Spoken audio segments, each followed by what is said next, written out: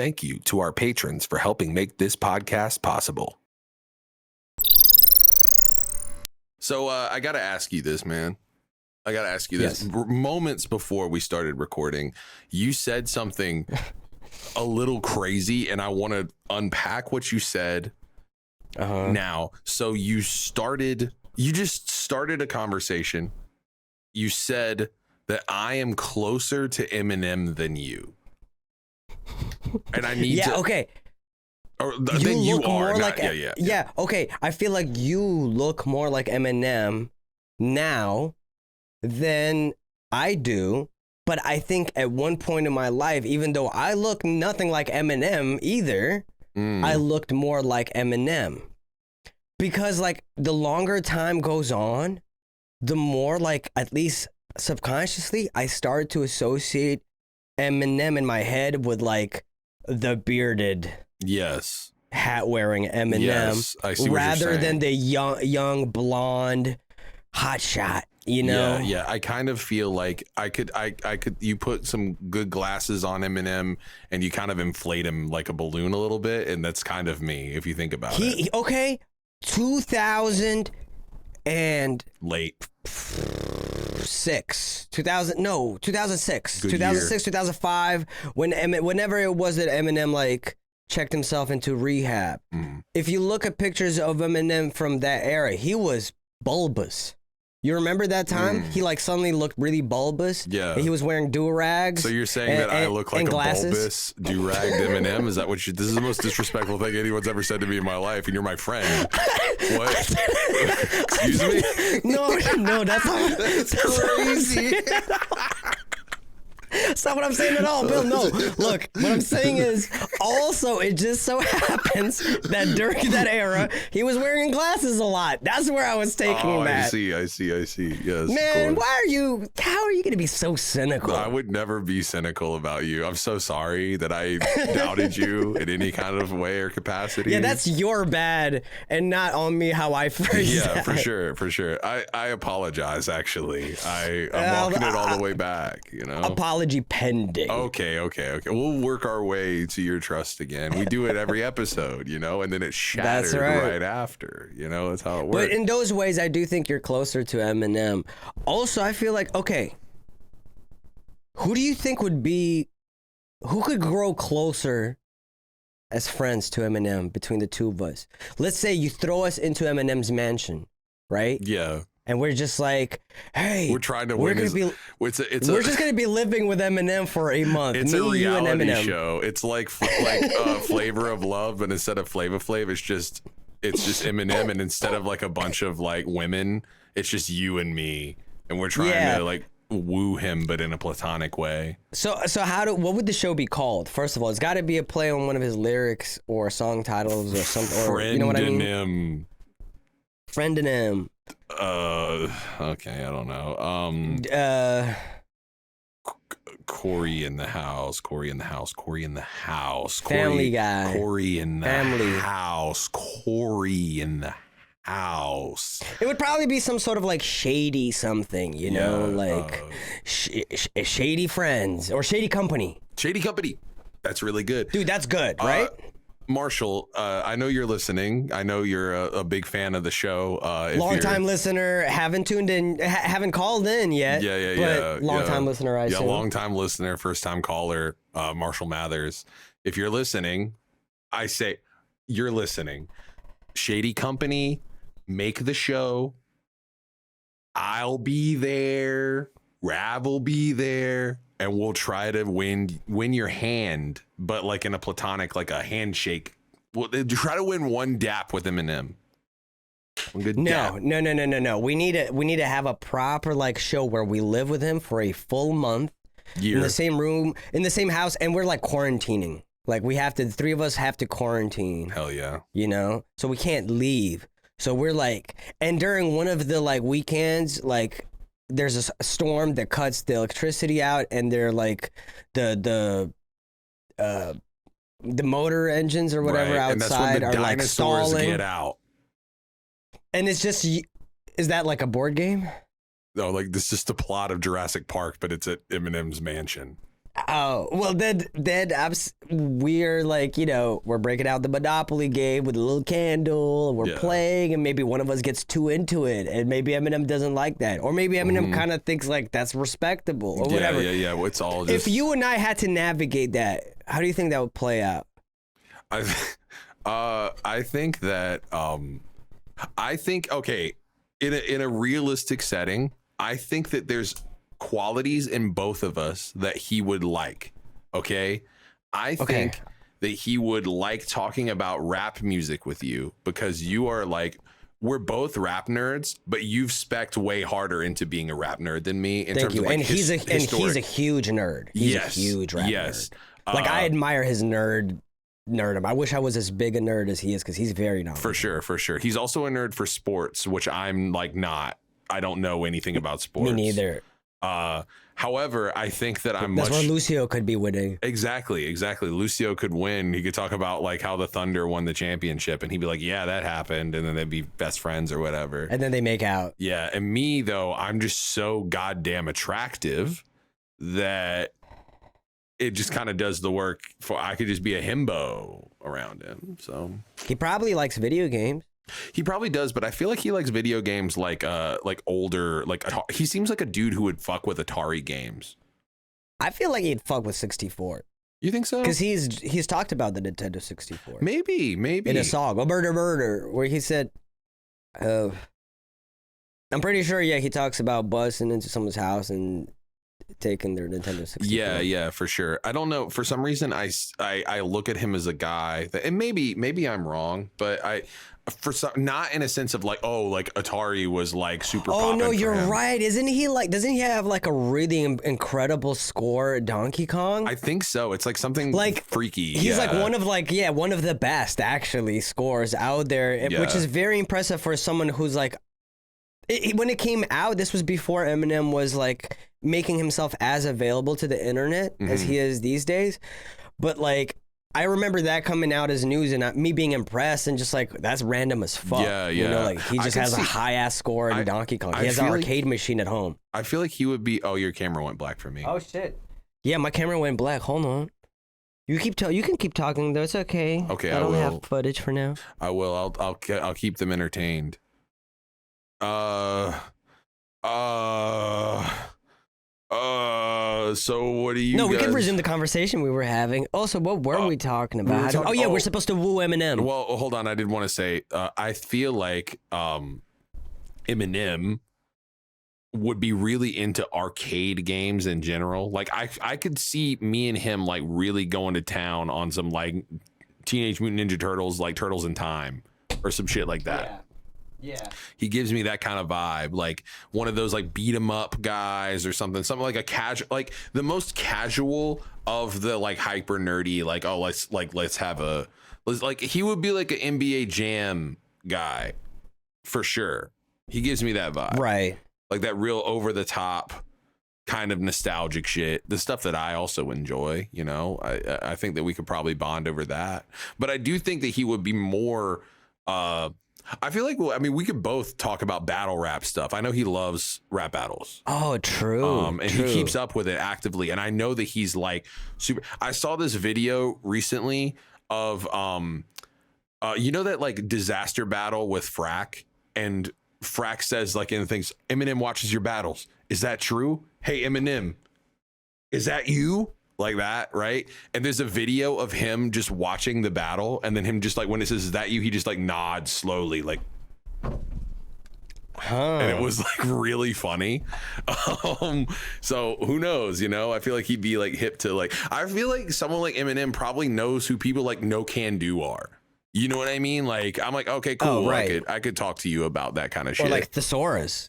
He's absolutely aware of Thesaurus. Like that's, I feel like that'd be like one of the first things he would be super into, right? Like for sure. Yeah. I mean, Thesaurus was like, if Thesaurus managed to do what Eminem tried to do, with like Scribble Jam, he Scribble Jam, WRC, like he was everywhere. Much love to Thesaurus. Isn't it crazy to think that some of the last Scribble Jam, you know, victors were like Ilmac and Thesaurus, and then they teamed up for that like early YouTube battles. Yeah, like where grind there was like time. happening in the UK, you know. Yeah. Oh yeah, like Don't Flop too. Yeah, that's crazy. Yeah, like yeah, they were all over the place, man. I was thinking about like, cause I don't know, like I assume that they had like jobs and shit at that time, right? Like I don't even know, because it seemed like they were like almost like the equivalent of like touring musicians. Like early battle stuff is weird to me because I feel like nobody made any money off of it. Maybe I'm tripping, but like maybe we should have someone on sometime. I would love that, because we have friends and connects in battle rap that we could reach out to, and I think it would make for a fun interview because we're actually fans of this shit. For sure. Like we definitely know a bunch of people in that scene. Like I know like Mad Flex came out to a bunch of our shows, and that dude's fucking insane, dude. Like he's just so good at this shit. Flex. Yeah, a super underrated rapper in general. But like there's so many like just through that I feel like, I think for those that know. Yeah, exactly. If you know type shit. Yeah, for sure. But yeah, a real rapper's rapper type shit. But like yeah, no, I mean there's like plenty of people that I feel like would be really cool to, I don't know, like I watch so much battle shit. Like I feel like every few months I get into it and I like watch, like I binge a bunch of stuff. It'd be really cool to like talk to people about that world, because I worry about, not worry, I think about the logistics of battle stuff a lot. Like in the same way that I'm sure that people who like want to know like, oh, like how do you make money through like making music full time or whatever the thing is, like I would love to like know, just like not necessarily like just financial stuff, but just like ask weird questions that don't necessarily just the cultural have to do, journey as well. Like I just have so many like thoughts on asking, like, you know, when the YouTube shit first started, like did they think it was going to be like a fad, or how were they, what was the feeling? Yeah. What was the feeling during like those last few Scribble Jams versus what like people were saying about the earlier Scribble Jam stuff? Like I wanna, and the thing is, like at this point in my life, not even just from battle rap, but from like other places within rap that used to be connected to battle rap, like we can do that. We can actually get that lore. We can fill those gaps in lore that I think aren't really publicly available just yet.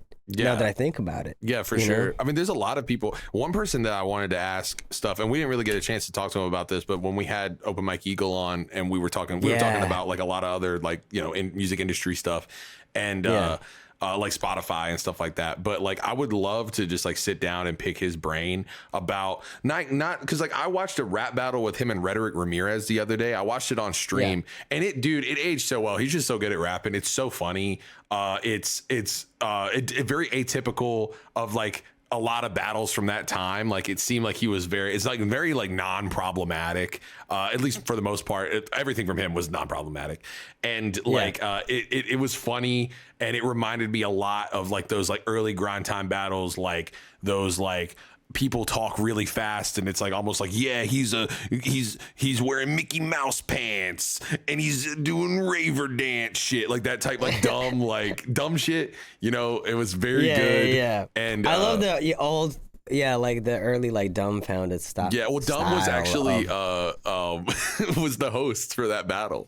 Oh, that's so great. That's right. Him and Open Mike Eagle used to be in a swim team, right? Group together. Yeah. So it's crazy to think like Open Mike Eagle has so many like connections to different pivotal moments in hip hop history. Yes. You know what I mean? I wanted to, it's crazy. It's weird because like I wanted to convey without being on some like weird glazing fan shit, but I wanted to convey is like, dude, I know so much weird shit about you. You know what I mean? Like weird facts, you know what I mean? Just over the years of being a fan, and he's kind of been like everywhere. And I would love to like sit down with him sometime and be like, man, what was it like going from everything from like Project Blowed to like Hellfire to like all the shit he's doing now, like all the TV stuff, like, you know, it's like so much that he's done. And I'm just like, oh, and even like the podcast shit, like the shit with like what had happened was, which is like one of my Yeah. favorite podcasts. I don't even want to call it a podcast. It's like a project to me. Yeah, and the You know? Hannibal Buress relationship from college onwards, you know, For like, sure. And it's weird too. Fucking like, it's like he's seeped everywhere. It's like fucking like, even like Mega Ran has music with him. Like, you know what I mean? Yeah. Like it's such a weird, like it makes sense in my head, but like, it's also like an odd combination. You know what I mean? It's like, oh, cool. Like, Right. Yeah. Yeah. So No, shouts, Open Mike Eagle. We should probably have him on sometime soon because he just dropped an album. yeah, I haven't gotten a chance to listen to it yet. It's been on my list. I'm gonna stream it. I wanted to listen to it for the first time on stream. Oh hell yeah, I'll pop in for that because I feel like that would be a good way to listen to it. Thank you. Yeah, I'd love to hear your thoughts on it too. Yeah. Oh, I'm just like, Wow, this we're shit listening to sucks in the chat the whole time. I'm just a hater for no Boo, reason. where's the Kill Bill verse? Yeah, exactly. I'm mad that he didn't ever reach out to me for a feature. For this I'm thing not salty, but like, Yeah. mouth sounds. Yeah, I'm just like different I'm just disgruntled mouth sounds. disgruntled fan behavior the whole time. Like Yeah, like it's not even like about me, man. It's like exactly. it's just like the principle, man. Honestly, if I talked about his music like that, I think he would respect me more. You know what I mean? I think that's the thing that's missing is me just being. He needs more negging. He needs someone who's just a complete dick. Yeah. Shouts, big bro, Open Mike Eagle. Yeah, for sure. Friend of the show, and just friend. So I really appreciate him. Yes. And top 5 rappers of all time in my top 5. Hell yeah. I've been on that train, man. Dark comedy changed my fucking life, dude. Like that shit, like Oh, yeah, such a that good pulled me. That album. was like so influential on a lot of my music and stuff. So Yeah. so I've been riding for him since then, for sure. Yeah. But enough of this glazery. Yeah, you are now tuning into Void FM. 40, 50 deep, why don't you turn around and let's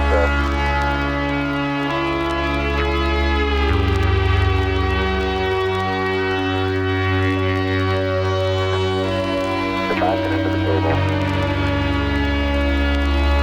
Okay. Let this turn around to your right, set up. Forward. Let's just lead him. Alright, better. Walk around it. I just denied that field if you pick up the main I don't want to go into the side if I can afford it. That's right. Let them get a view from there and I'll be what the field of view looks like. That's good.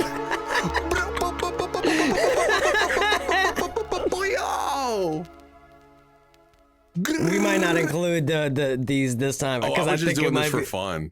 Oh, okay. I'm just letting you know so that you don't feel sad if it or that it goes to waste. Booyaka. How did you like my transition That was there? really good. Enough of this glazery to so to get into FM. I feel like that was the Yeah, it was good. That was perfect good. transition. That was great. Yeah. Years of doing this being put into application.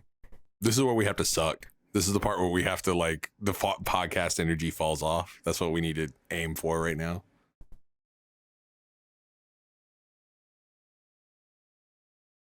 You are tuning in to Void FM with your boys Rav and Kill Bill, the rapper, Kaiju Billy, Ken Ben, Coolio Boolio. Yo, it's your boy Coolio Boolio, young Kate Beckinsale, Yep. Cardinal Bishop. yeah, Krill Bill. Cat Billiams. Hold on, can we talk about this for a minute? I've had for some reason an uptick in people calling me Krill Bill, and I don't know why. It's krill season, bro. It's krill season. Everybody needs some krill. Krill's like a shrimp, right? I think so. What's the difference between krill and shrimp? You promised the seafood steps forward this year. Have you taken any so I far? haven't taken any steps yet, okay? But I plan on doing so sooner than later because, dude, I have to talk about my weird tism. Also, by the way, I've learned something about myself. I need to say this before because I feel like almost like I have stolen valor because I say tism but I'm undiagnosed. But right. Okay. Well, let's say fixation. My fixation. But now I feel a little bit more because apparently I was talking to my mom, like when my mom came and visited me, and she was just like, hey, there were definitely signs, like, because my mom did like testing for like any kind of learning disability or anything like that, you know? And she was like, hey, like there were definitely signs that you were autistic, but we never tested you. Shit.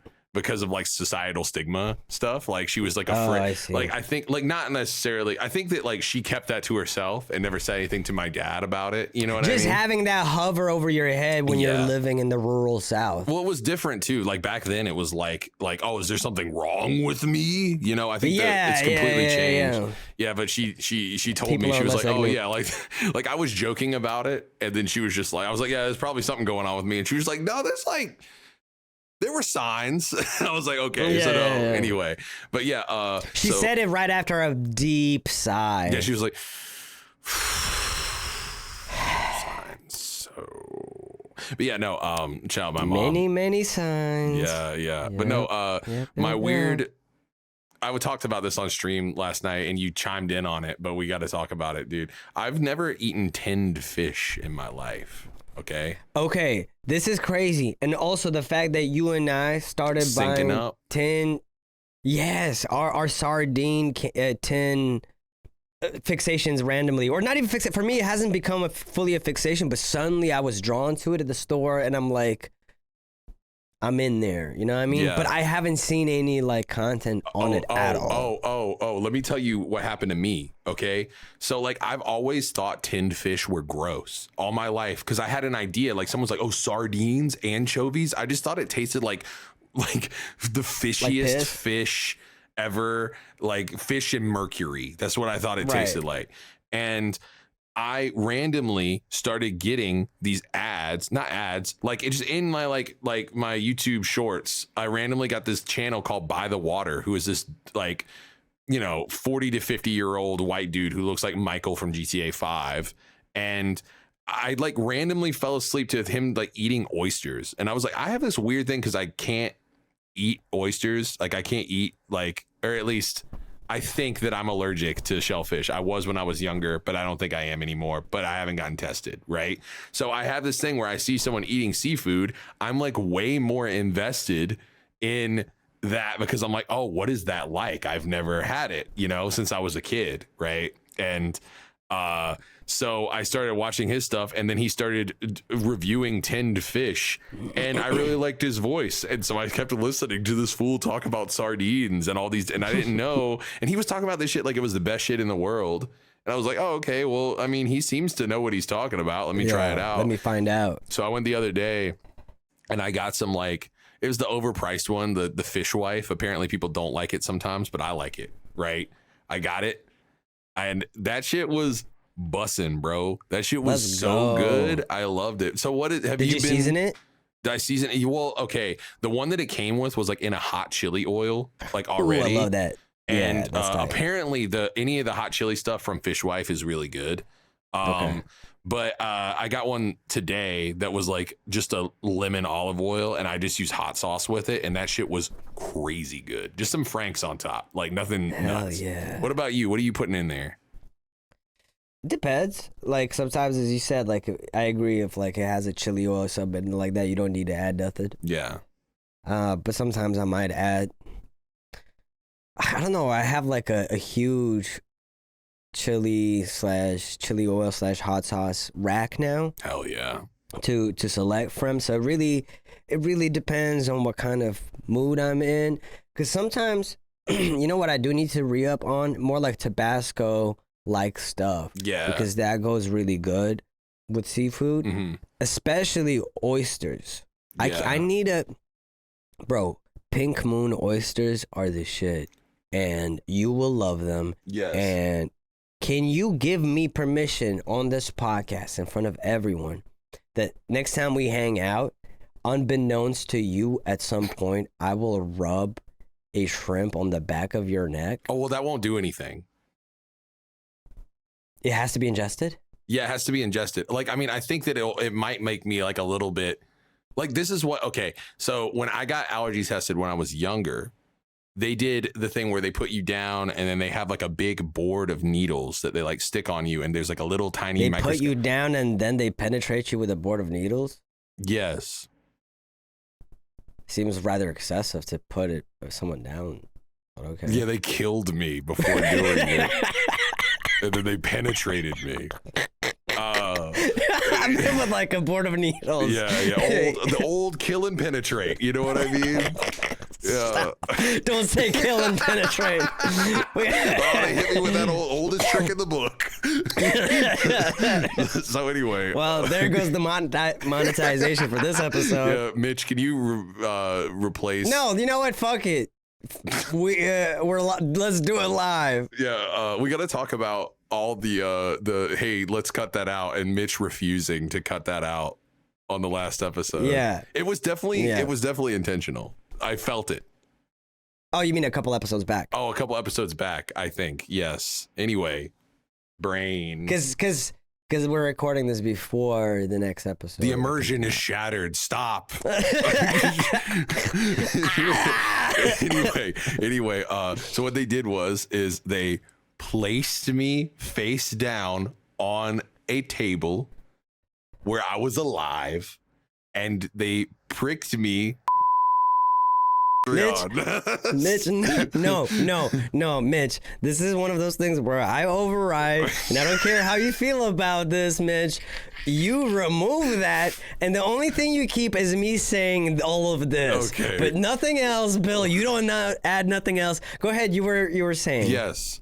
Well, they poked me with a bunch of needles at one time, and it had like a little microscopic piece of shrimp on one and a microscopic piece of like avocado and all this stuff, right? And they poke you, and then they see where it breaks out on your back.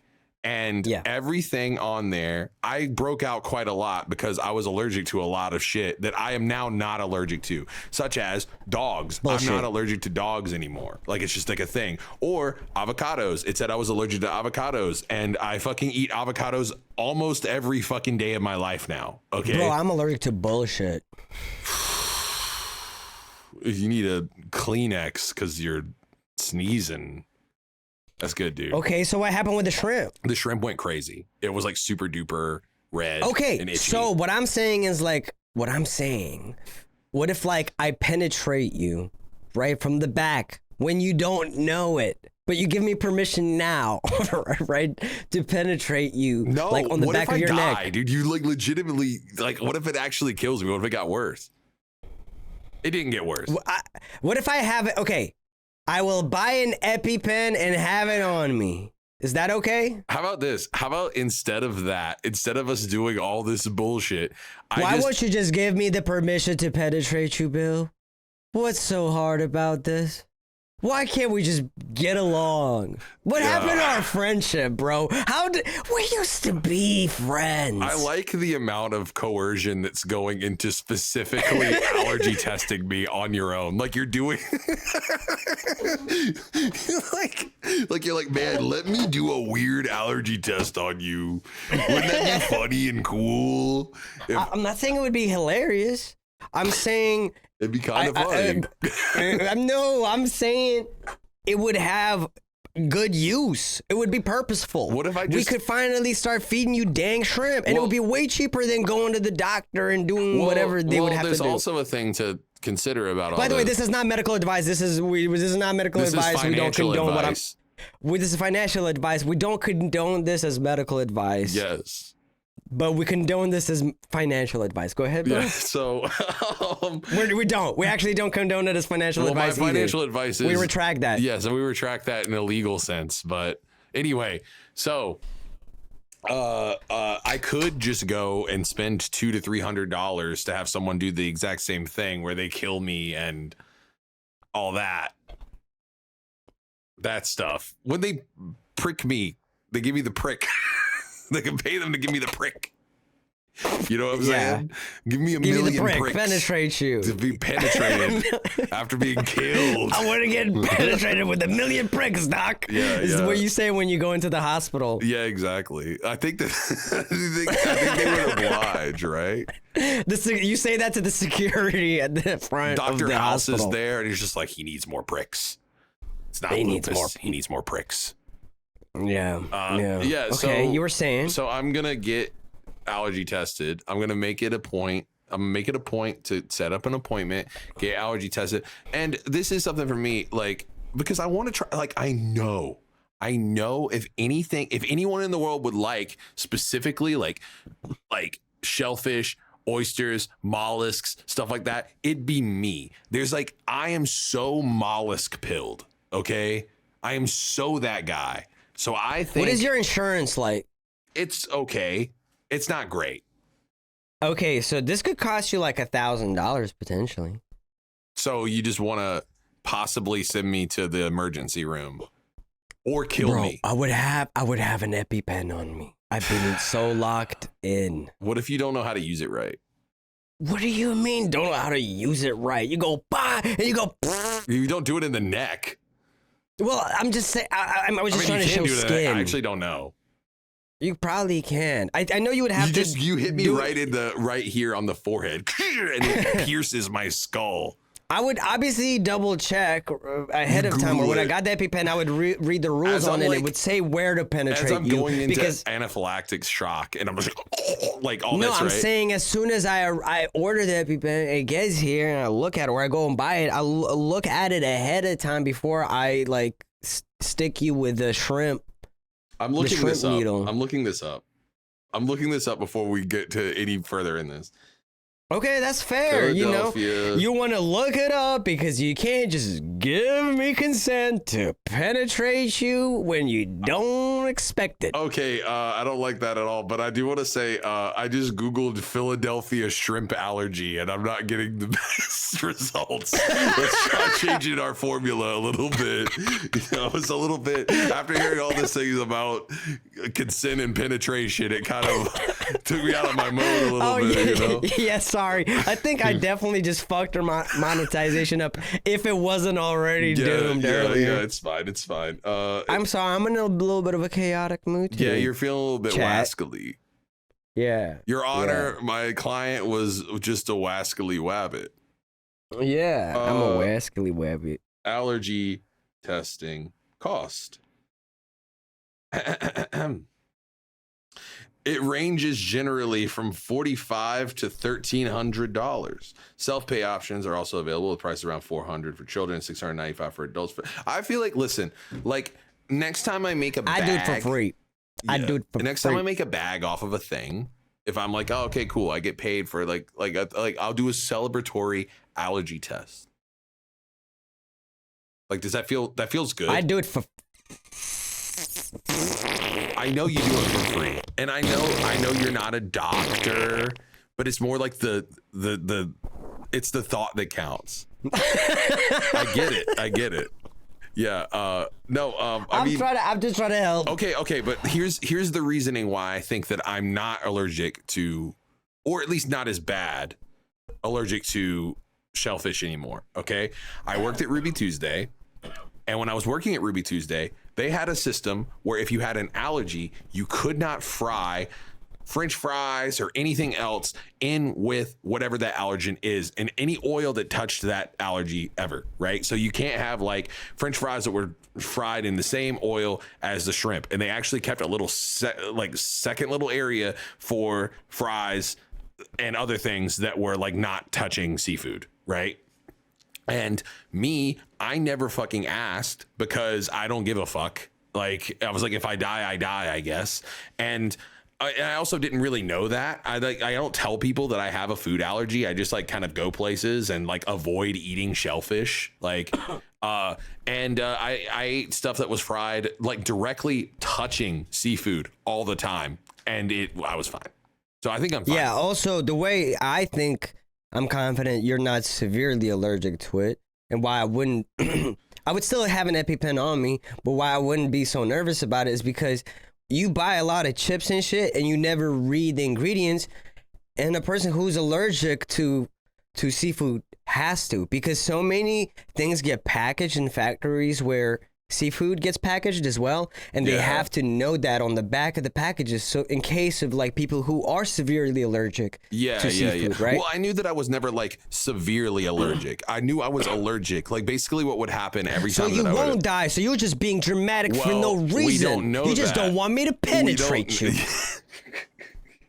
I mean, I think that it's at least implied With a needle. that we all know that I don't want you to penetrate me. Yes, that is true.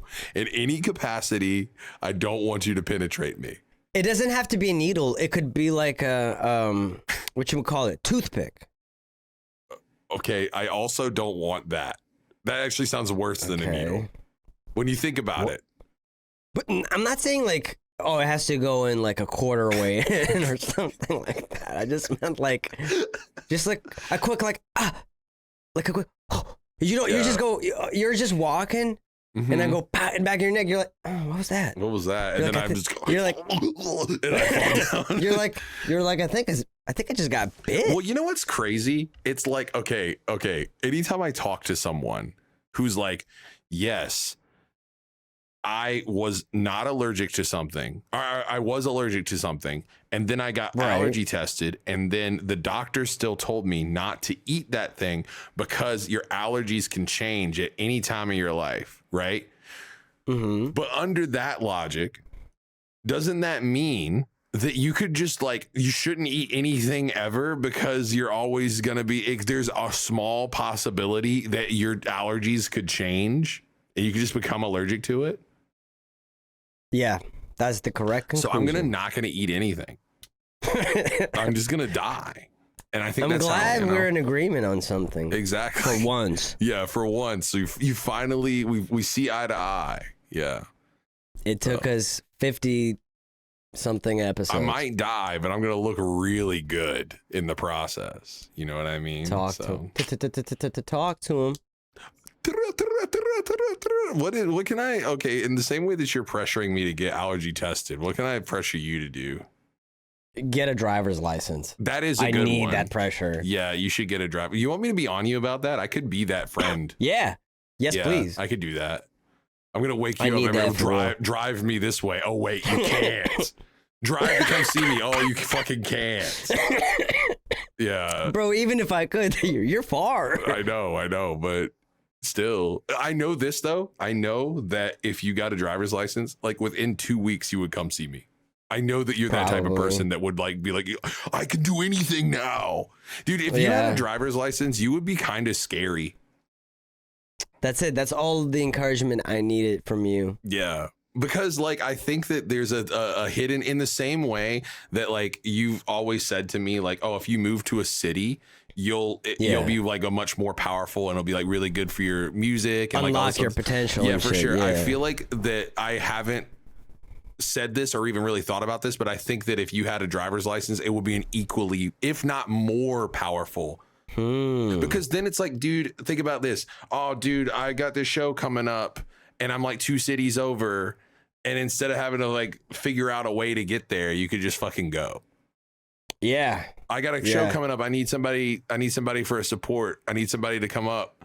And it's like somebody cool. That when I went, you know, for a ride along with Open Mike Eagle on his tour last year, with Previous Industries, he was the one driving. Yeah. You know, and I was like, oh shit, that could have been you. Like that could be me. That could be you. You could get a. That could be me. I could do a lot, handle a lot more, like responsibilities, like on my own, or like at least when we're on tour, like make myself available. Yeah. In more ways than just like what I've done so far. For sure.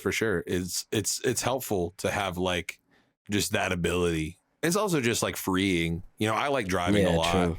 You know, it's I love drive. I don't like driving here in the city as much. I just go on walks more because I don't like to think when I drive. And I think in the city, you kind of have to be a little bit more cognizant. Whereas like in a rural area or even just like a normal suburb area, you can kind of just like check out as long as you know where you're going.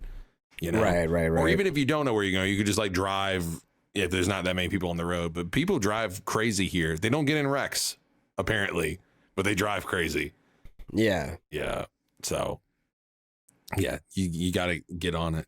Plus, you could be like this. Or if this isn't your speed, come on like this. So for the audio only listeners, I'm doing like a jacking off motion. yeah, okay. This is how I jack off. That's two people at once, and then the other one is Nick, is a guy next. This is like, kind of like I call you. it the udder technique. You know, it's just two dicks. I just do this. And they're how are they? Yeah, are they they're laying on their backs? And they're hanging. They're on their backs. Oh, wait, I like that too. I like it like they're like. Wait. I like your idea. Yeah, so they're like suspended in the air. Yeah, dude. There's a hole under the table, and you got to milk the cow, like Ludacris says, and "Yeah" by Usher. Yeah. You remember that? That's kind of crazy. Like, well, I'm milking the cow. Isn't that kind of nuts? Isn't that nuts? I mean, think about it. Just he says that in that song, and it's just there. True. Ludacris used to say bars that I would describe as ridiculous. Whoa. Maybe even crazy. Listen, friend of the show, Ludacris, we'd love to have you on and talk about these important matters at hand, such as what did you mean by you were milking the cow? Do you know what is a missed opportunity? What? A song between Ludacris, Bizarre, and Crazy Bone. We need someone who's also and then Insane Clown Posse. Yeah, it's the unhinged trio or the unhinged gang. Yeah, it's just they're all a little bit crazy. They're all a little kooky. There's got to be more like insane, crazy, ludicrous. Where's I loved Crazy Bone, but what about Preposterous Bone? We need him there, you know. Preposterous Bone is crazy. Yeah, he's their cousin that never quite panned also, out. Preposterous Bone is what I gave your mother last night. I hate you so much, dude. Sorry, you served it to me on a silver platter. Yeah. I've been I don't know if you've noticed, you haven't like applauded me on this, but it's been a while since I've really like hit you with yo mama jokes like that. And you like right now, look at me. For the listeners at home, I'm clapping my hands, by the way. That's not my ass. Audio only listeners, don't listen to him. He's lying. That thing can clap. I wish. No, dude. what was? Oh no, that's true. I've been working on my glutes so much, dude. I've been working on and I've seen no improvement whatsoever. That's okay. It's all in my shoulders. Mind over matter. Can I translate my muscles from my shoulders to my ass? You can over time. It's mind over matter, kid. Yeah, 100% will, 100% power will. Who's Will? Will Smith. It's Will Smith's powers. What's he up to these days, huh? I don't know. I mean, we did talk about him at length. Yeah. I don't. This is the bounce back. Yeah. What is bouncing back is the real question. Yeah. What would bounce back that makes you go, ha, ha? Okay, how about this? From the outside looking in, as hip hop fans, if we were to curate Will Smith's actual bounce back, what would that look like? Is he capable of a bounce back? You know, and I don't mean it in a disrespectful way. I just mean like culturally, like, is there a way for him to still find his footing? You know what I think? I was thinking about this quite a bit.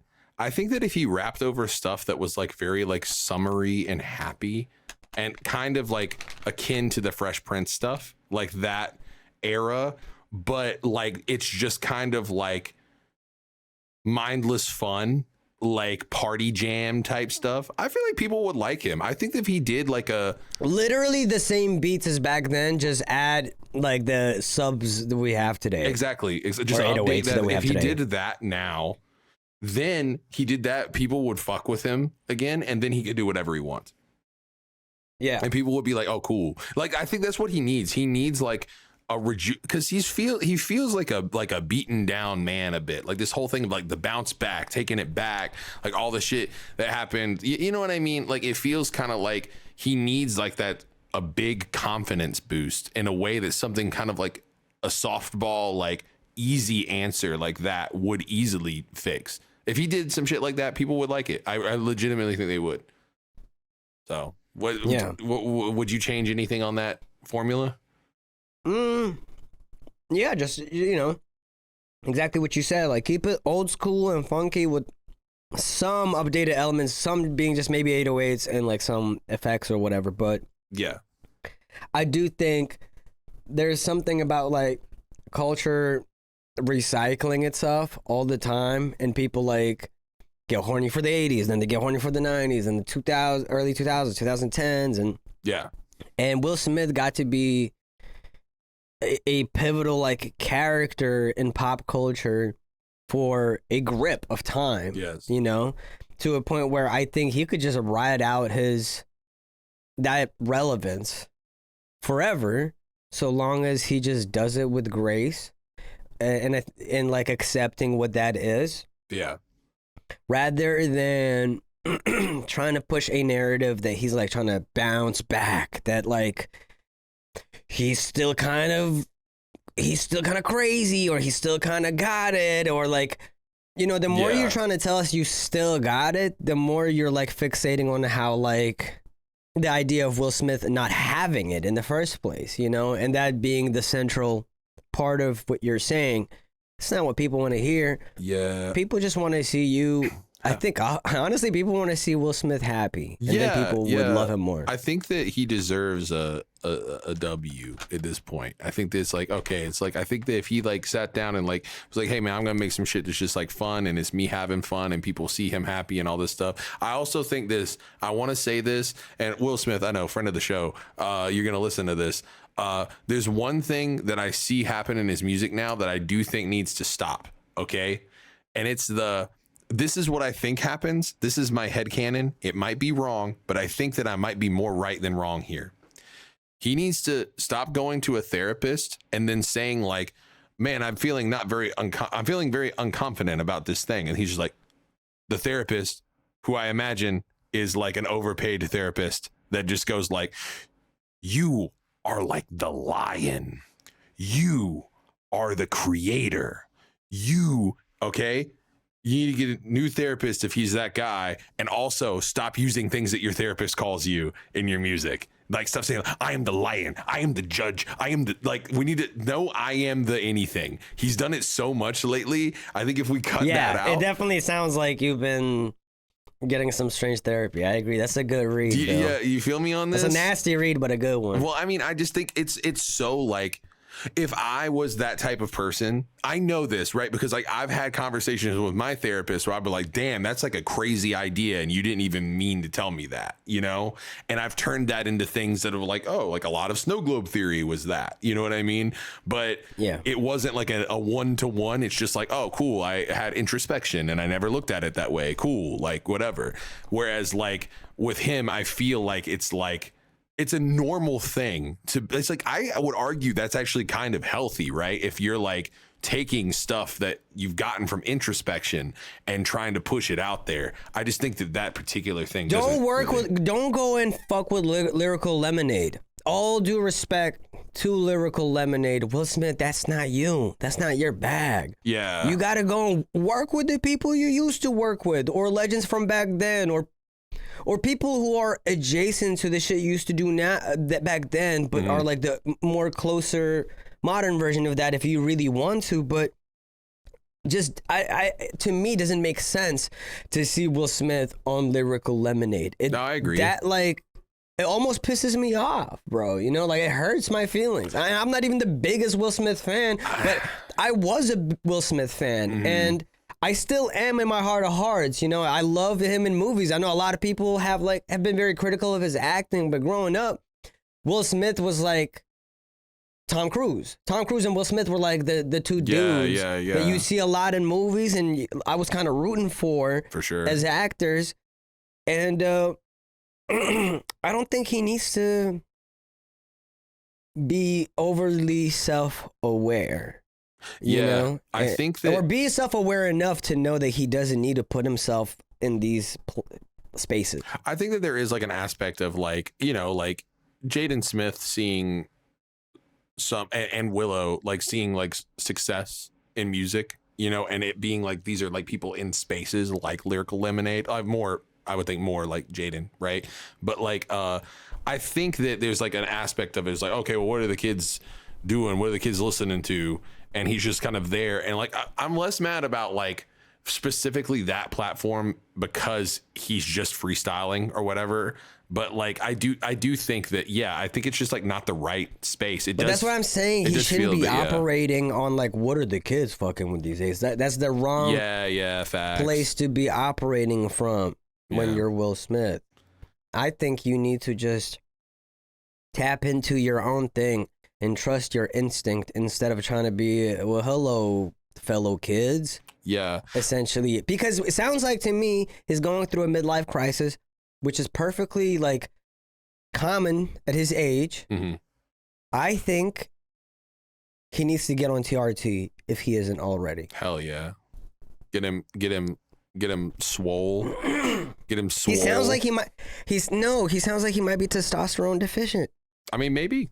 That might be the case. You know what I'm saying? Like, which is very common at his age, and like that's why a lot of like TRT treatment is great for men after like a certain age, because it kind of like helps counter that almost like depression. I don't know how to describe it. Well, like, I do think that there's biological like predisposition. For sure. There's like a like also it's just like a in general, postpartum thing, but it doesn't. You don't even have to have kids. Yeah, facts. I think just in general, it would be probably good for him. I'm not a fucking doctor. I don't know this shit, but I do know that like a lot of people his age do get something like that, and it ends up like turning their whole outlook on things around. Sometimes in a negative way, but sometimes in a great way. You know what I mean? I think like whole outlook, HOLE.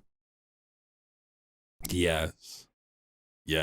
I'm rooting for I know we were talking about Eminem earlier. I'm rooting for Will Smith in the same way that I'm rooting for Eminem. Like I think like it's one of those things. I make fun of Eminem a lot. Not actually, but like some of his artwork. We tease. Yeah, we tease him. I have like nothing but respect for Eminem. I think that he was like very, in the same way that I have a lot of respect for Will Smith. You know what I mean? I think that like a very pivotal point, a lot of people's first like introduction to like that style of hip hop.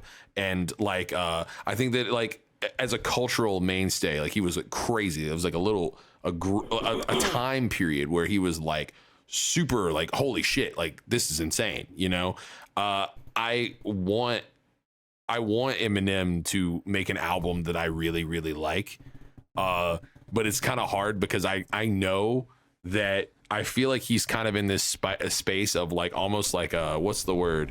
Like when you prestige in a game and you just like not starting over, but like I guess post game, right? Like it's like he's achieved all of these things that I think he's wanted to achieve in life. Right.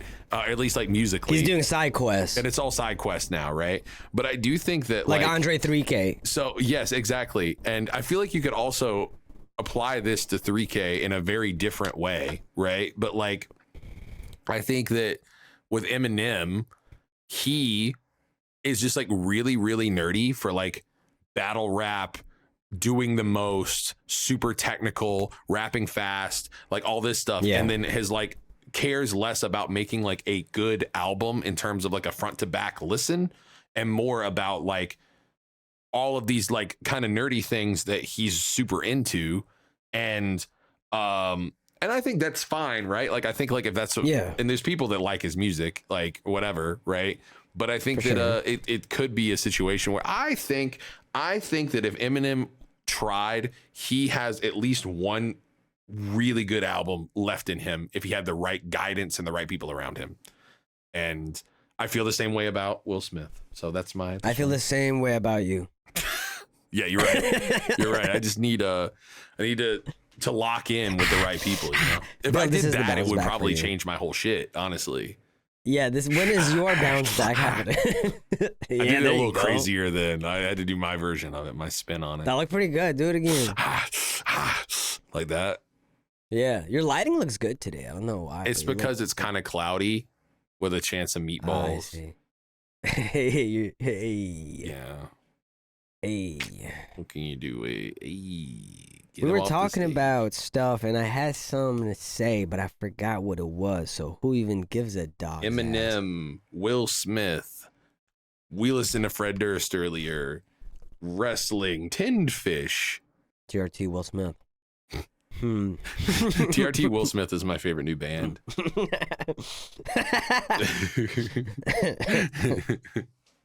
um,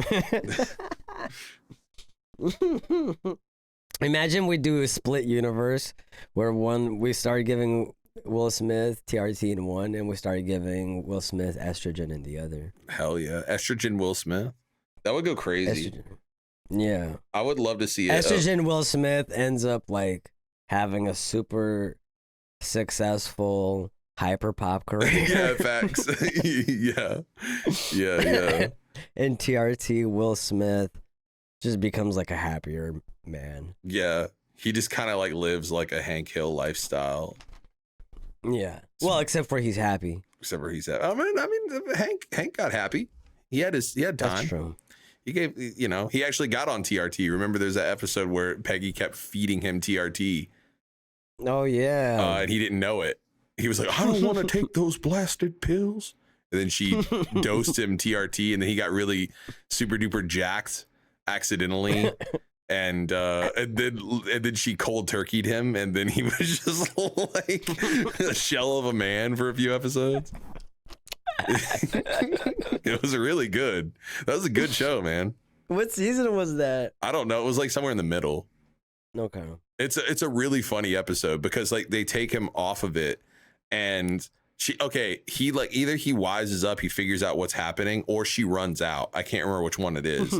And she's like, oh, she can't get the prescription again without him, right? Mm-hmm. And so he's like just trying to do something like cut the grass, and he can't like get on the lawnmower because he's just like too weak. Like it was crazy. It was such a good show, man. There's so many like they handled so many like sensitive topics with like a nuance that no other show was doing at that time. Yeah. It's really good. I hope the new season is good. What are you saying? When are you and I gonna do our travel show? When we go to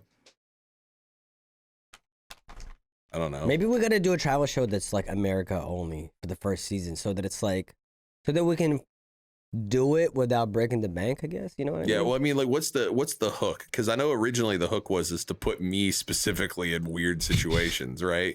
You're like, oh yeah, we're gonna take Bill to North Korea and just see what happens or whatever. I say like, well, yeah, except for like I'm there with you.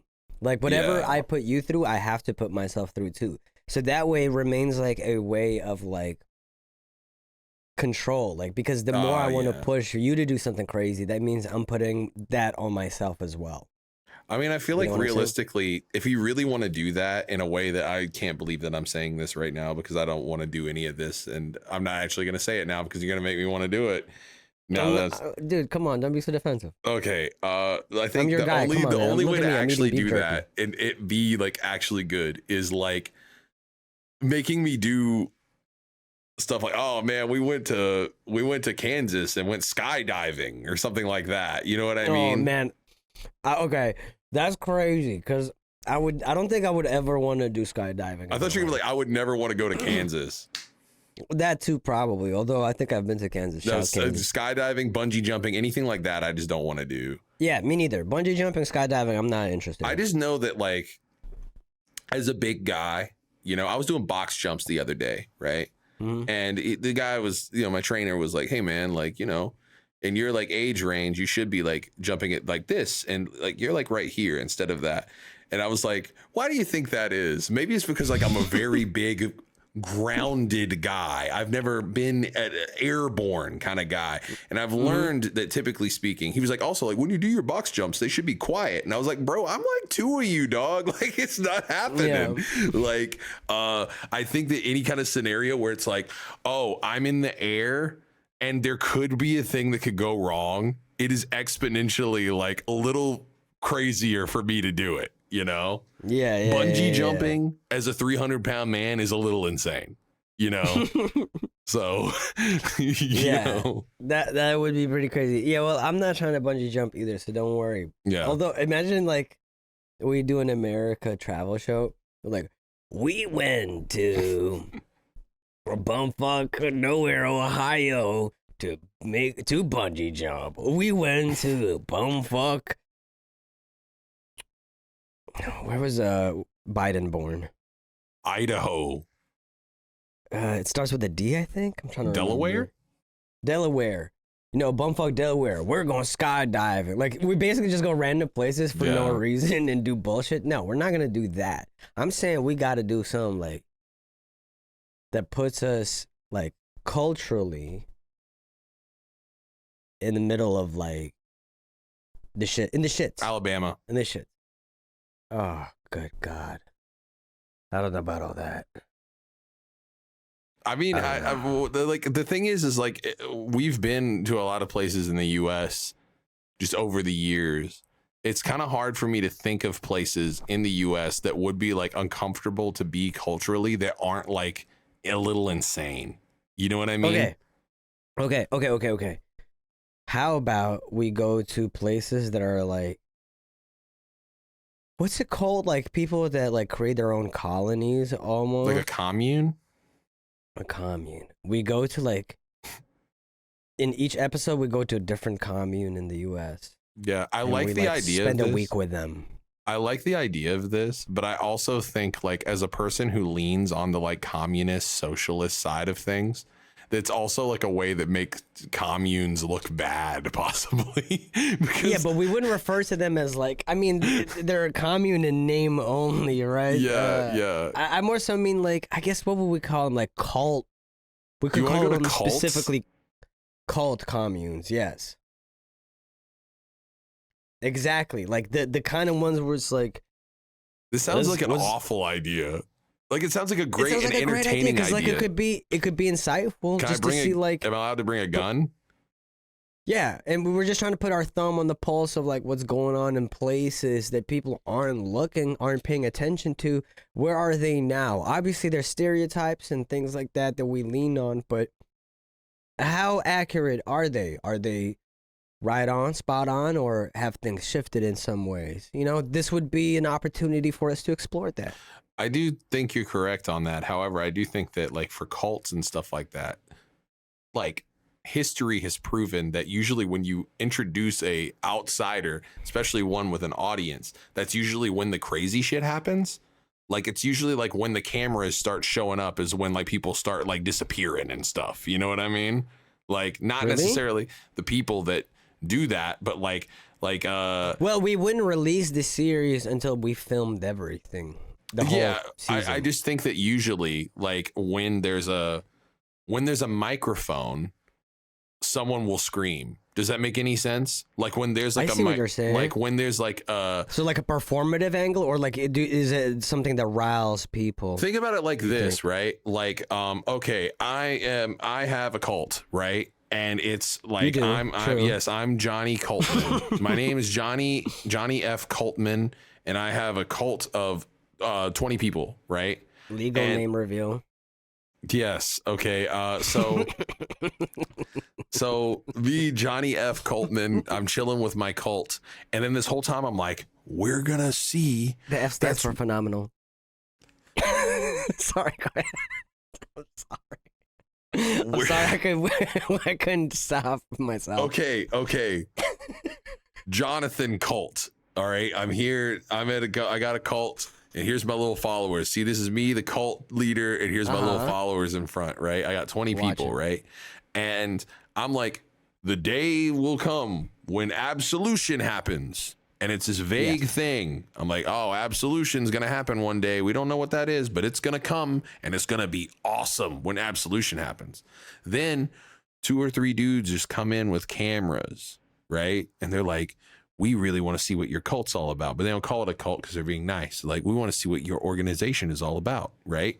And then the wheels get to spinning, and they're like, we can make a bigger splash, a bigger message right now with all these people filming right now.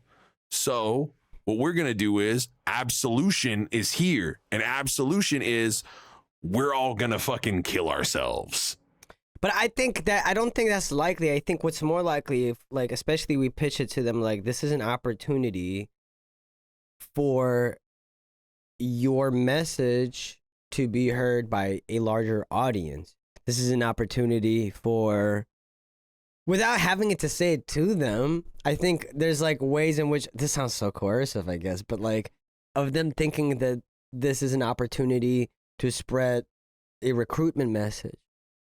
Whereas for us, it's an opportunity to like document a bunch of these instances without even necessarily like clowning on it or nothing. I'm just saying documenting it almost objectively and then putting them all back to back to back and kind of letting the audience decide what they take from it. So that way, I almost kind of Louis Theroux in it. You know what I mean? I understand that. And this all applies completely to like what I was saying though. Okay. It's like to me, it's less about like, obviously you could go and like nothing can happen. Right. It's like, sure. Right. But I do think that.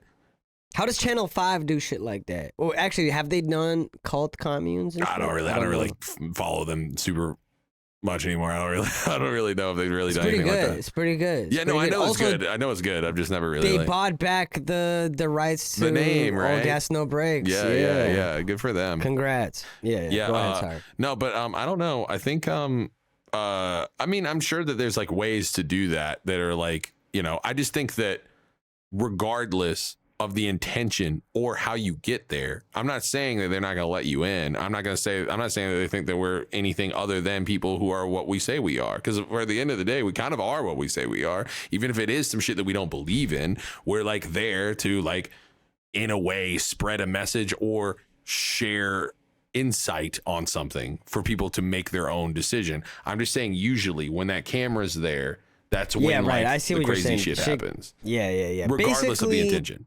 Basically, people go crazy as soon as they hear someone yell "World Star." Like, you know, like things crank up a bit because suddenly, you know, the cameras are on and now your ego is on the line. Honestly, dude, we're going to be there and then someone's just going to yell, "Do it for the Vine," you know? Yeah. I think we could do it. Let's just quickly think about the logistics. If we did assemble a crew for this, right? Mm-hmm. Let's say it's me and you, we're the hosts. We're the people who are like, I say hosts, we're the people who are interacting with the people and everything. We have one cameraman and maybe one security person. Yeah. Right? Have someone who's like 7'2", some shit, right? And like, he should be on the Lakers, yet he's with us. Both vertically and horizontally, you know, 7 feet. And like, it still stands. My statement still stands. You they would make an incredible a basketball court. You know? They would be so great on defense. Yeah, yeah, dude. Yeah. They would make a tremendous linebacker. They would make a scandalous linebacker. The entire line. Just one guy. One wide ass, tall ass guy just looks like a you have to perfect jump square. Over him. Yeah. Yeah. You have to scale him like, you know, yeah. What was that one game on the GameCube? It was a kind of a sequel to Ico. Shadow of the Colossus? Colossus. Yeah, Shadow of the Colossus. Yeah. On that kind of shit. Yeah. Anyway, what was I saying? Yeah, okay. So we have someone like that, right?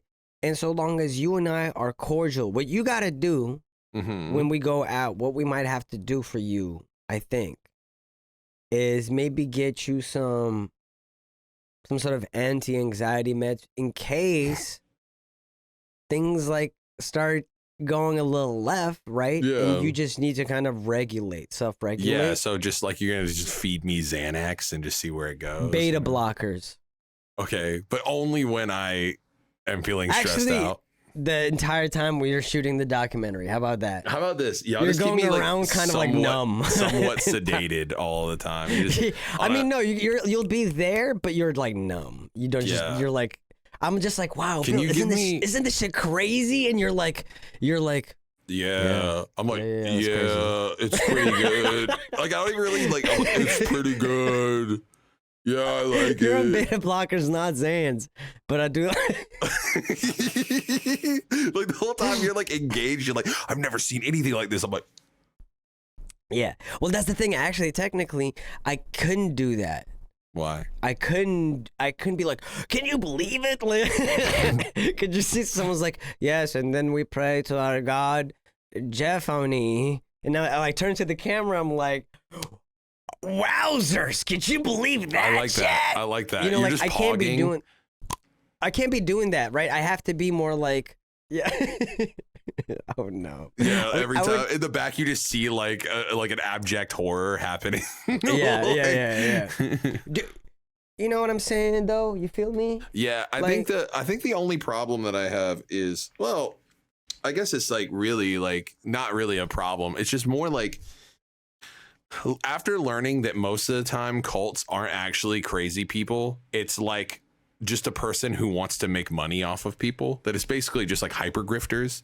That it's like just being involved in any kind of way almost feels weird, even if it's like on a like hey, this is wrong type of way. I kind of just don't want to avoid it. Does that make any sense? Am I making You're basically saying I don't want to platform these schemes yes. that are they're at their core malicious and sort of profit motive driven. For sure. Because I get that, but I also think there's a way to document it in a way that is informative without it. I feel like when you watch a documentary about something like that, you can't prevent like the chance that 0.001% of your audience will watch this and be like, oh, that's sick, I'm joining them. I mean, I don't even think it's Right? necessarily like that. Like to me it's more of a personal safety thing than anything. That's like actually where I worry about. But like the to me it's also like less about like, oh, 0.101% of the audience will change or whatever, but there is kind of this thing of like, okay, what if you put this thing out and then there's nothing done about these people because they're not like technically committing a crime or anything like that, they just like keep existing or whatever, and then it comes into this point of like, I don't know, like the other day, like I saw, I'm not gonna say this person's name because they just sue people left and right, but the guy who's like known for suing people all the time, like, Oh yeah, that guy, like he can't sue you for like you haven't done nothing. yeah, but he's also like just super frivolous, so I don't want to be. He is okay. Yeah. Anyone that says anything negative about this person, Voldemort. yes, Voldemort. You're not supposed to say his name, but you said it. So anyway, when Voldemort, I saw the other day that like people were like sucking off Voldemort on Twitter, and I was like, oh man, like. If this dude, who is like the most obviously like just waste of space ass human that I've ever seen in my fucking life, right, has people that fuck with him based off of whatever thing, right? If it's political alignment, whatever the thing is, this dude's like a loser. You know what I mean? Like, just like not a cool guy, right? Yeah, and some negative to culture. Yes, and okay. If somebody like society. that can like continue a grift, I don't know if he's like actually grifting. Well, he's grifting, but not in the way from people, right? Like if someone like that exists, then like anybody can have a platform. Anybody can like be like, oh yeah, dude, you can. I don't know. To me, it's just like I have this like, maybe it's like just like a fear of somehow negatively impacting or powering up or empowering someone. You see what I'm saying? No, I feel you on that. But I also think it depends on the cult. I think that's, you know what, actually that's how I feel about it. That's how I feel, because I think depends on the cult. I also think that not necessarily all cults are like, obviously there's like a predatory What if we thing specifically go for weird cults that aren't like necessarily the dangerous, scary ones, but ones that are like, this is a cult where everyone believes that Naruto is actually like a telling of the origin of humankind or whatever. Like, someone or like they took Tolkien's work and they interpreted the way that people interpret the Bible and Christianity, and they formed a community kind of gathered around that. Like, I wouldn't be scared to enter there, I would probably just join them. I Honestly. wouldn't be scared, but I'd be curious to go in there and just kind of see like what's the kind of person that I think joins this actually, if we're doing that, if we're kind of changing the metrics in that kind of way, then like it could just be like interesting and weird people. Like it doesn't have to necessarily be like a cult. It could also just be like groups of people who are fucking strange, you know, like yeah, that's right. I think that maybe the idea of it being a cult is what actually scares me away more than the idea of them being like even possibly dangerous. It's more about like meddling in something and then someone seeing like as this thing of like, oh, this is like my meal ticket and like you're fucking with me in some kind of way and or whatever the thing is, and then it becoming this thing of like fuck these guys and trying to like stop us. No, we're not trying to lolcow people, but we are and especially if we do go towards places that we don't even negatively think about. Like, as I said, if it was some sort of like if it was like something like that nerd-inspired thing, it could still be kind of crazy because some people believe it very strongly, but at least it's like feels harmless, you know, that we're not like doing it because we're just trying to generate views like of making a spectacle out of it. We're just like we're pursuing something that for us would be kind of also a fun to be a part of. Well, it's also interesting. I think, okay, for example, like That's right. okay, like even if it's something that I don't agree with, right? Okay, if I were to like be invited to hang out with a bunch of people who are like flat earthers, I would totally hang out with flat earthers. I want to talk about flat earth with these people. Okay. I want to talk about some shit that I don't believe in and I want to get their takes on it. And, you know, like stuff like that, I think is like somewhat harmless because you're not really like making fun of the person. It's more about like, oh, cool. Like this is just interesting to even if you think it's funny. Like just asking them, picking their brain on other stuff. Because like, if we find like other things that are like almost contradictory to the way that they think about specifically the subject of Earth and like how that's a lie, like I'd be interested to see like, do they think most other things are a lie? Where do they draw the line? Like who do they trust? Why do they trust the people spreading the flat Earth shit? Right? Yeah. Like how do they feel about the flat Earth merchandise? Like I'm sure a lot of them probably are like, we think it's like ruins kind of the sanctity of this thing that we honestly believe in, and some people are just trying to make $1 off of it. Potentially. And if that's the case, I'm fascinated by it. There's an earnestness that I'm fascinated by, and that I don't want to give up on earnest people. Like for instance, this is gonna age this podcast episode because probably things would have been taken somewhere further on the subject matter, but right now, at the time of the recording of this, the Epstein files are in the fucking news because the Trump administration was like, yo, so yeah, we checked the stuff. There's nothing to see there. He doesn't have a client list. Anyway, let's move on. Also, here's the footage of the cell. See, nothing to see here. And in the metadata, it reveals that they've cut the fucking video up. Yeah. Not only can you see that it's been cut up, you can actually trace it to Adobe Premiere Pro because metadata reveals a lot of information like that, right?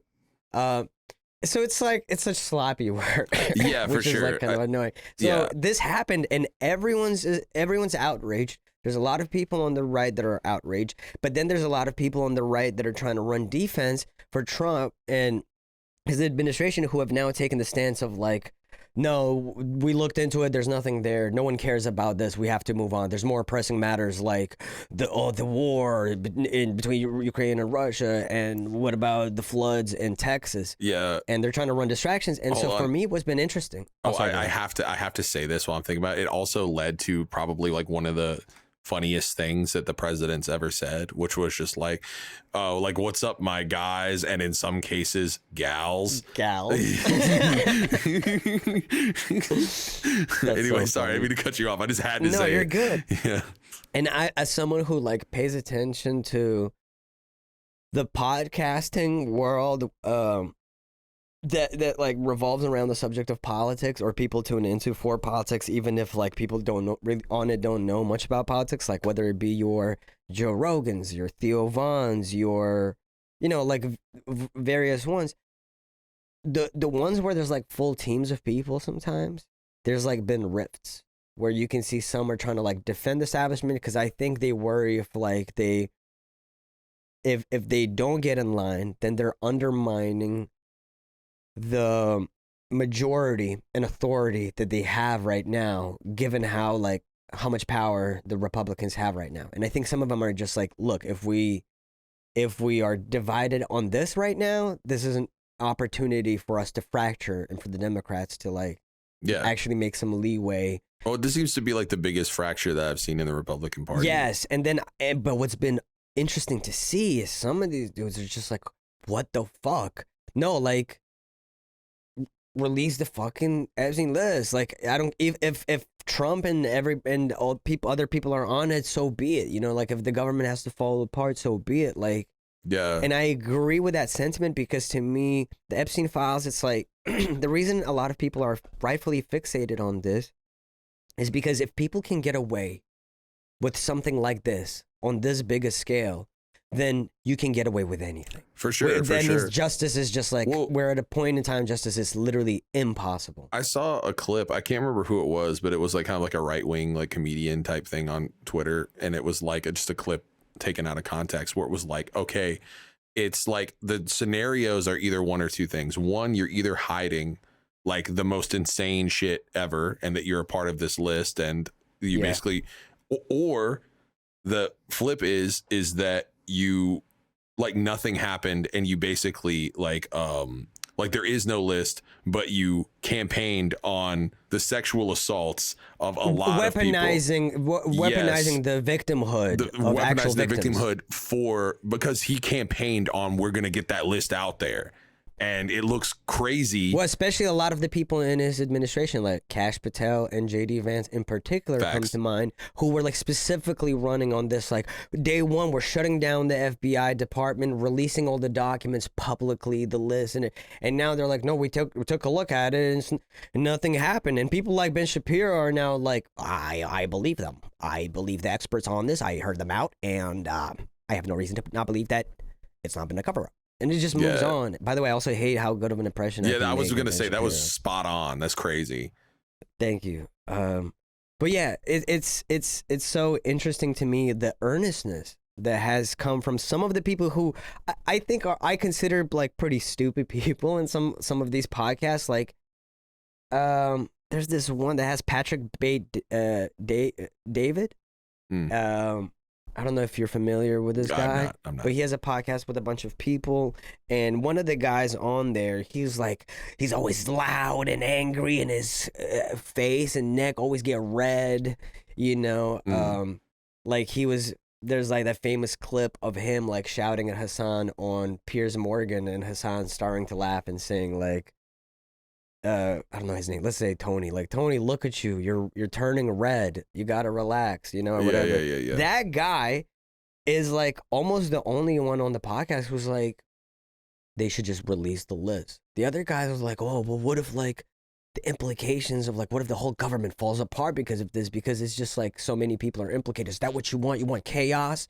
And he's which is such a crazy thing to say, right? Yeah. And he is understandably actually bro, if that's what it is, so be it. Well, that's the thing, right? It's everyone always says, and that's a big thing, because I think there's this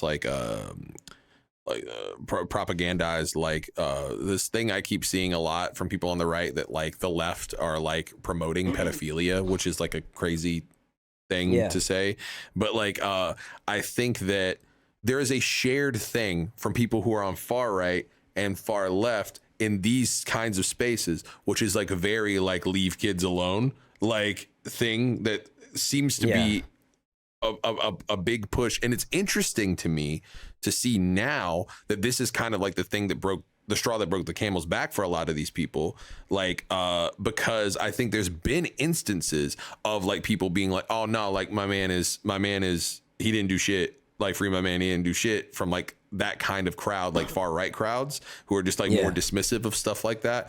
But I do think this specific thing, because he campaigned on it and they're no, I do think that promises made, promises kept. Super crazy, dude. Not especially that long ass post defending Pam Bondi, saying she's done terrific work, and it's this huge, I ain't reading all that, chief, level of text wall, right? Yeah. It just, I think, and look, I think there's an argument to be made that maybe people like the guy who I'm interpreting as Ernest, maybe he's just making the assessment, the calculus, that like actually this is a thing that people are not going to let go of. Maybe they're a better reader of the room and instead are sticking with and are just reading the room good and like sticking with that. That could be the truth, but that could also be a cynical take. So I will take anyone who agrees with like there should be some culpability here, you know, like I think at least for now. And I also have been having this thought because of amidst all of this that like I feel like every libertarian could be converted to an anarchist, and every anarchist can be converted to a Marxist-Leninist, and that's the new that's the meta in my head. pipeline. The that's the pipeline. true pipeline.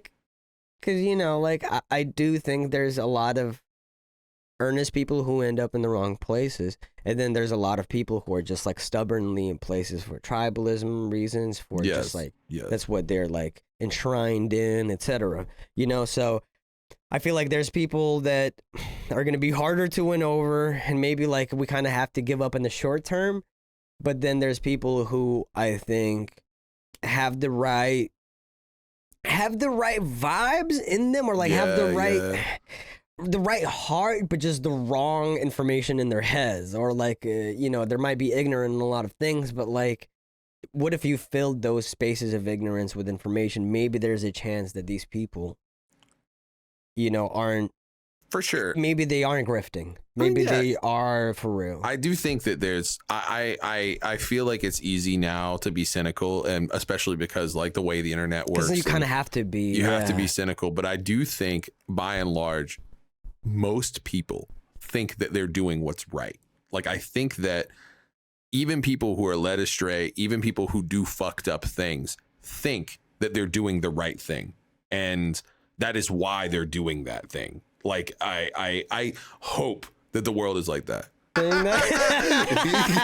Just cut us to us laughing, okay? That's it. Yeah. Cut out what I said. Anyway, yeah, I agree with you, Bill. Yeah. I do think that even if people are led astray, even if people are bullies, even if whatever the thing is, I do think that in their head, even if they've gone to like a rationalization or whatever the thing is, that they probably could rationalize meaning well. Do you see what I'm saying? I still feel like it depends on like who we're talking about and like where they find themselves. Like it is hard, for instance, to be a class trader and to acknowledge a level of class solidarity, or have like an awakening of class solidarity to an extent, because you couldn't square that circle. You couldn't reconcile being a class trader and having a class awakening, like class consciousness awakening. You know what I'm saying? So like, I do think there are contradictions that need to be resolved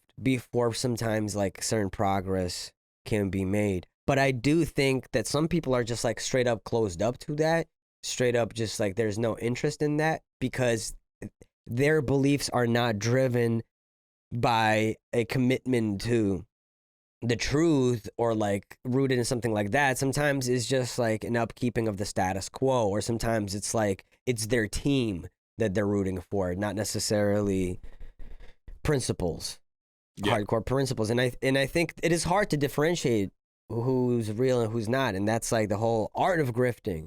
Yeah, you know, in and of itself has made us all also cynical, which I think is also by design. All of it is by design. Like the system. It works best when we distrust everyone, including ourselves, and just like make up conspiracies about everything. It doesn't mean that all conspiracies aren't truth, but like once we start questioning everything, even like any like small group that's on the rise that is trying to do the right thing, but we're like, but what if they did this and that, and like if we don't have like a way to discern things in a practical way that actually allows us to take the next step, then we'll be like forever stuck in a cycle of distrust and disinformation. Yeah, I mean, I think it's like it's designed to either do what you're saying here, where it's just like makes everything like live in distrust, or to give people like fatigue on things and keep people from organizing because of fatigue. Disorganized. Yeah, Absolutely. and that's like the terrorists win when you don't organize. That's So, right. Speaking of the terrorists winning, what's going on the Patreon this week, Bill? buddy boy, do I have a whole heaping spoonful of doo-doo for you, brother. I need you for this one, and audio listeners, I'm afraid you won't get to experience this to the full extent.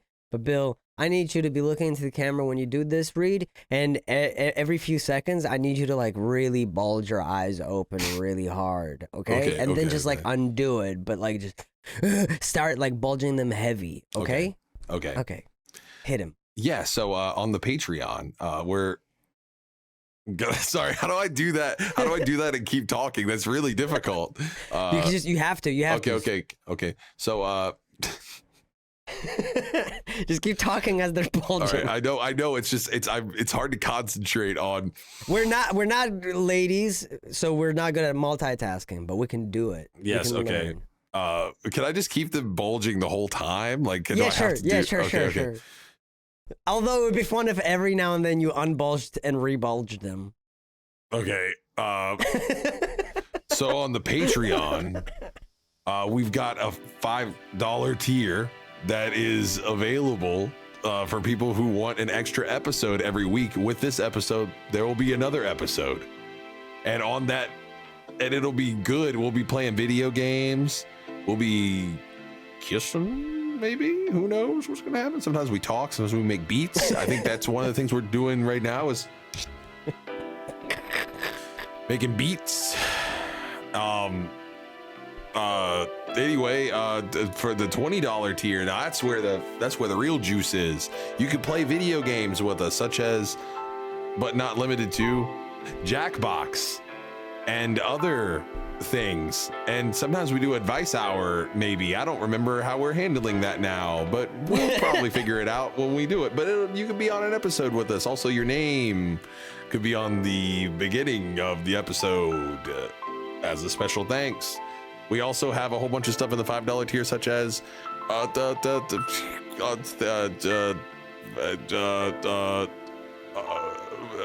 beat tapes and behind the scenes and a video of me singing Sail. Okay.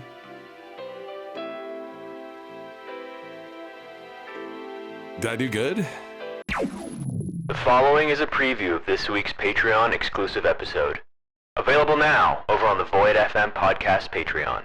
Everybody gather up your deer hunting gear, because I think we're going to do some deer hunting. We're only here to kill bears, humans, and deer. So far, we've rolled in a bunch of old shit. Hit it again! Hit it again! Fucking die!